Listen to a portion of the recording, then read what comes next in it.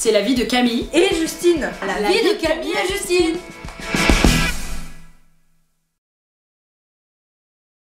Monsieur Emmanuel Macron, notre très cher président de la République, ne cesse de faire parler de lui. Tout le monde l'a vu. Monsieur Macron a grondé un adolescent qu'il a appelé Manu. Est-ce que c'était nécessaire, monsieur Macron, de le poster fièrement sur votre compte Twitter et sur le compte Twitter officiel de l'Elysée, la vidéo? Les nouvelles du jour en ce moment à l'Elysée. La guerre en Syrie, la crise, le chômage, et quelqu'un qui m'a appelé Manu, tout au même niveau, pas de problème. C'est bon quoi. Et surtout du coup, mon cher monsieur le président, ce que j'allais dire, mon cher Emmanuel, mais après, il va me taper sur les doigts avec une règle et tout. Camille, dis donc, tu passerais pas un peu ton diplôme avant de m'appeler Manu? Mais j'avais passé mon bac en fait, c'est pour ça. Ah, t'as déjà passé ton diplôme? Ah bah c'est bon, tu peux m'appeler Manu. Ah cool, ouais, Manu. Est-ce que vous êtes content maintenant de savoir que cet enfant il se fait victimiser au collège parce que du coup vous l'avez affiché publiquement et humilié? Évidemment que c'était maladroit et que c'était un petit peu impoli, mais bon. 2 poids 2 mesures, et surtout quand on parle de 2 poids 2 mesures, monsieur Emmanuel Macron, quand avant on s'est fait attraper parce qu'on avait dépensé 250 000 € de vaisselle, on se situe où sur l'échelle de je vais peut-être la jouer discret?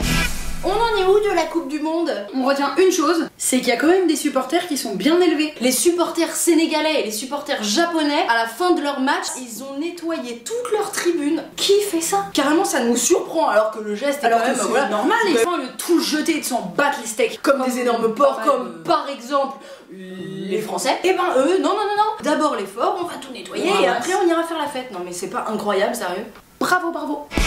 En Seine-Maritime, Madame Pascale Lemar, qui est responsable de l'adoption là-bas, elle a décidé que les homosexuels c'était des personnes atypiques, anormales, et qu'ils n'auraient droit d'adopter donc que des enfants anormaux ou atypiques. Donc handicapés ou malades ou psychologiquement déficients. Elle s'est dit bah oui parce que les homosexuels ils ont une vie difficile, donc ils comprendront mieux les enfants qui vont avoir une vie difficile. Mais heureusement on a quand même d'autres Pascal, oui parce qu'ils s'appellent tous Pascal dans ce département. En Seine-Maritime. On dit oui moi je suis procureur de la République et je vais te taper sur les doigts. L'autre Pascal fille. Alors, Madame Lemar Pascal, comment se fait-il que vous soyez à la tête de la présidence de l'adoption de ce département? Ça tourne pas rond, c'est vous le profil atypique, madame. Et maintenant, le sujet que l'on maîtrise le mieux, l'actu bagnole. Le point auto de Camille et Justine. Vroom, vroom. Ce week-end, c'est le grand retour du Grand Prix de France de la Formule 1. Ouais, ça va ravir. Je suis contente. Ça va ravir. Bah mon papa, je ne vois pas qui d'autre. Et après il va s'endormir évidemment. Pour cette occasion incroyable qu'est le retour de la F1. Vendredi dans les rues de Marseille il y aura des Formule 1 qui vont rouler. Et comme maintenant sur les routes départementales la limitation est passée de 90 à 80, ils vont bien rigoler en Formule 1 à 80 km/h.